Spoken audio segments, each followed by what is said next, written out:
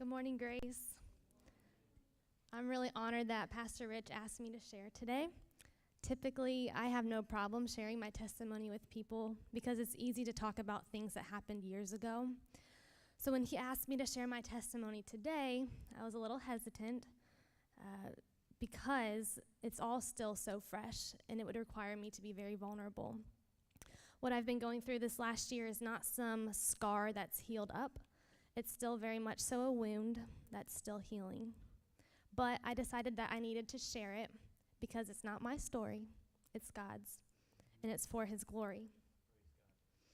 As I'm sure most of you know, I had my daughter Raya in January, and this new chapter brought a lot of changes. There were fears of the unknown, and there was excitement for this sweet new life. I quit my job to become a stay-at-home mom, and I focused on finishing up graduate school. Motherhood was supposed to be this beautiful dream come true, but for me, it turned into a nightmare that I couldn't wake up from. My baby was anything but easy. She cried all the time. She had severe acid reflux, colic. She would not sleep. I was overwhelmed, and I kept asking, what am I doing wrong? But I kept telling myself that things would eventually get easier. But I was losing myself. I started having a hard time finding motivation to even leave the house. Why leave when your baby is just going to scream? I was distancing myself from my husband, and I was feeling down all the time. I thought, it's just the baby blues. It'll go away. But it didn't go away. I found myself completely surrounded by darkness with no signs of light. I had no motivation to take care of myself, and I no longer had any joy. My sweet husband became the victim of my rage, and he became my verbal punching bag. I absolutely hated myself, and I hated my life, and my postpartum depression had completely taken over. I became a person that I did not recognize, and I was incredibly lonely. I was a new mom with no friends living in the state. After my baby was born, friendships and relationships changed, and I felt completely abandoned. I needed someone. I needed anyone more than anything. I was praying to God, God, take away my baby's reflux, take away her colic, let her sleep, take away my depression. Because I knew he had the power to do anything, but he wasn't answering my prayers. In fact, I felt that he too had completely deserted me. And if he didn't care, why in the world would I expect anyone else to care? I became so furious with God that all my prayers became me cursing his name. And for the first time in my Christian walk, I was losing my faith. If God didn't care, neither was I going to care. Eventually, I stopped praying. I did not want to hear about God's love or his faithfulness. I did not want to sing songs or even hear anyone pray. Eventually, the darkness and depression was so consuming that I lost my desire to stay alive. I kept thinking, if I were dead, the pain would go away. If I were dead, it would all stop. Then my thoughts progressed to thinking, if I were to kill myself, I could do it this way, or I could do it that way. But the only thing stopping me was knowing that if I hurt myself, my baby would be alone in the house until Hunter came home. Then one day, Hunter said, honey, why don't I take the baby to the office for a couple hours so you can have some time to relax? So I decided to take a bath. And at one point, I went under the water just to wet my hair. And when I was under the water, I found myself not wanting to come back up for air.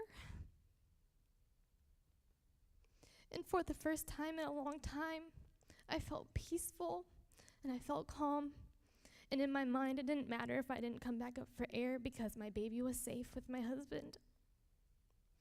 Now, I did not try to drown myself, but in that moment, I was scared with how comfortable I was with ending my life. So later that night, I knew I had to tell Hunter the extent of my depression.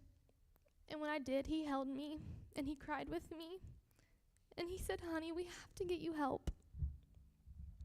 That night, Hunter locked up all of our guns. He hid the key to our gun safe, and he made sure to remove any medications that I could get a hold of to hurt myself. Now, I'm sure at this point, a lot of you are thinking, Ashley, I had no idea. You seem so happy. It literally took all of my energy to muster up a fake smile to come to church for a couple hours on Sundays and pretend to be happy.